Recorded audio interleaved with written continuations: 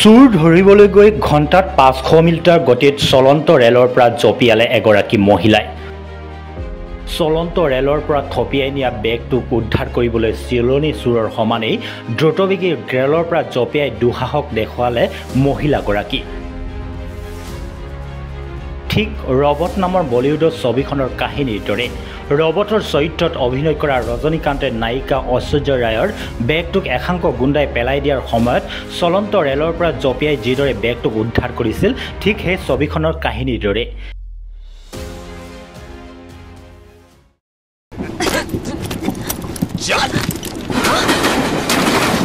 चिट्ठी मेरा पास, उसमें हॉल टिकट आईडी सब कुछ है।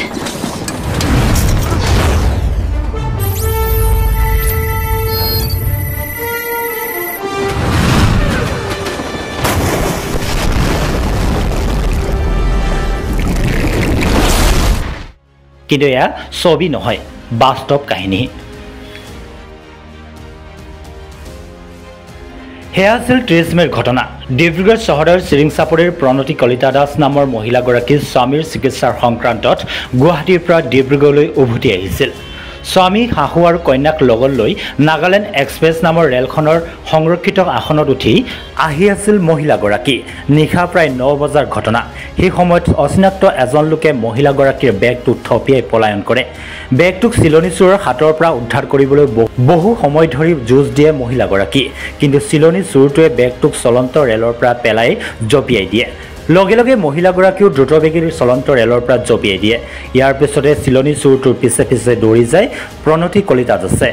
প্ৰায় ৩-৪ কিলোমিটাৰ খেলি যোৱাৰ পিছত ফৰকাটিঙৰ এটা ব্যক্তিৰ বাসগৃহত সহায় বিচাৰে। ঘৰটোৰ পৰিয়ালৰ সহযোগতে আৰক্ষীক খবৰ দিয়াত ৰেলৱে ট্ৰেকৰ সমীপৰ ঘন জংঘলত পেলাই থৈ যোৱা বেগটোক উদ্ধাৰ কৰিবলৈ সক্ষম হয়। মই আহিছিলোঁ ৩০ তাৰিখে গুৱাহাটীৰ পৰা ডিব্ৰুগড়লৈ আহিছিলোঁ নাগালেণ্ড এক্সপ্ৰেছ ট্ৰেইনখনত। আহি থকা অৱস্থাতে মানে ফৰকাটিং পাইছিলোঁ। ফৰকাটিঙৰ মাজতেই ঘটনাটো হ'ল, এজন মানে আমি ৰিজাৰ্ভেশ্যনত আহিছিলোঁ। দবাত ৰিজাৰ্ভেশ্যনত আহি থাকোঁতে গুৱাহাটীলৈ আমি ট্ৰিটমেণ্টৰ কাৰণে গৈছিলোঁ। মোৰ হাজবেণ্ডৰ ট্ৰিটমেণ্ট গুৱাহাটীত চলি আছে। তাৰপিছত এক্সেল হিমচলি চেণ্টাৰ, তাৰপৰা ঘূৰি আহিছিলোঁ আমি গুৱাহাটীৰ পৰা ডিব্ৰুগড়লৈ। মোৰ লগত মা আছিলে, মোৰ হাজবেণ্ড, মোৰ ছোৱালী এজনী। তাৰপিছত আহি থাকোঁতে আহোঁতে আমি ধুনীয়াকৈ আহি আছিলোঁ, কোনো অসুবিধা হোৱা নাছিলে। তাৰপিছত আমি খুব ফৰকাটিং ষ্টেচন মানে মাজডোখৰতে আৰু এজন ল'ৰা মানে দেখিছোঁ অহা যোৱা কৰি আছে, আৰু আমি সোধাও নাই তেখেতক। সি আহি মই একেটা 4টা পুৱতি নিশা হৈছে আৰু 4মান বাজিছে আৰু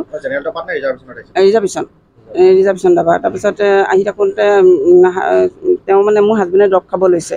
তেওঁ মানে দেখিলে যে মতা মানুহজন বহি দিছে, এইটো সুযোগ ল'লে আৰু সি ল'ৰাটোৱে আহি পিছফালৰ পৰা তেওঁ আহি পেলাই মোৰ হাতখন মাৰি বেগটো হাতৰ পৰা থাপ মাৰি লৈ গুচি গ'ল। তাকো মই থাপ মাৰি ধৰিলোঁ, কিন্তু ধৰি ৰাখিব নোৱাৰিলত সি মোৰ কেবিনটো দৰ্জামুখত কাৰণে দৰ্জাৰ ওচৰত পাই গ'ল। সি বেগটো দিলে হাবিলে দলিয়াই দিলে। দি পেলাই মই বেগ দে বুলি ক'লে সি দিলে জঁপিয়াই। ৰেল চলি আছে। তাৰপিছত সি যেতিয়া জাপ মাৰি দিলে, মই ভাবিলোঁ মোৰ জীৱনটো তই কাঢ়ি নিলি, যিটো মই হাজবেণ্ডৰ কাৰণে আজি ট্ৰিটমেণ্টত গুৱাহাটী বা বাহিৰলৈ অন্য ঠাইলৈ গৈ আছোঁ, সেইখিনি মানে মোৰ মানে তই গোটেইখিনি লৈ মই জীয়াই থাকি একো লাভেই নহ'লে। ইমানখিনি আজি 3 বছৰ কষ্ট দেখোন তই মোক চব পথলৈ নিলি। আৰু মই হয়দে তই মানে পটকৈ কিনো বুলি বা মোবাইল ল'লেও কোনোবাই দিলেও মইতো সেই নাম্বাৰখিনি নাপাম সহজে, বা কোনো ডক্তৰবোৰৰ নাম্বাৰ মোৰ ওচৰত নাপাম। সেইবুলি ভাবি ময়ো লগে লগে জঁপিয়াই দিলোঁ ট্ৰেইনৰ পৰা। জঁপিয়াই দিয়াৰ লগে লগে মই তাক শিলগুটি মৰাৰ লগে লগে সি হাবিলে যাব লওঁতে মানে ওখ মথাৰিটো যাব লওঁতে মানে মই শিলগুটি মৰাৰ লগে সি দৌৰাৰ লগে লগে মই তাৰ পাছে খেদি গ'লোঁ। খেদি যোৱাৰ পিছত সি মানুহডোঘৰত সোমালে। সেই দুঘৰৰ সহায়ত মই পুলিচৰ ফোন কৰিলোঁ। পুলিচে থানাৰ পৰা আহিলে, 2জন পঠিয়ালে। সেই 2জনে আহি মোক হাবি চাপি কাটি মেলি মোৰ বেগটো উলিয়াই দিলে আৰু তেখেতসকলে। ফৰকাটিং জংচন পোৱাৰ আগমুহূৰ্তত সংঘটিত হোৱা এই ঘটনাৰ পিছতেই ৰেলত যাত্ৰীৰ নিৰাপত্তাৰ ব্যৱস্থাটোক লৈ প্ৰশ্ন উত্থাপন কৰিছে। সংৰক্ষিত আসনত টিকটবিহীন ব্যক্তিৰ প্ৰৱেশ কেনেদৰে হ'ল? এই সমগ্ৰ ব্যৱস্থাটো ৰেলখনৰ নিৰাপত্তাৰ দায়িত্বত থকা কৰ্তৃপক্ষ জড়িত থকাৰ সন্দেহ কৰা হৈছে। ইতিমধ্যে বিষয়টোৰ সন্দৰ্ভত তদন্ত বিচাৰি বিভাগীয় কৰ্তৃপক্ষলৈ পত্ৰ লিখিছে সাহসী মহিলাগৰাকী।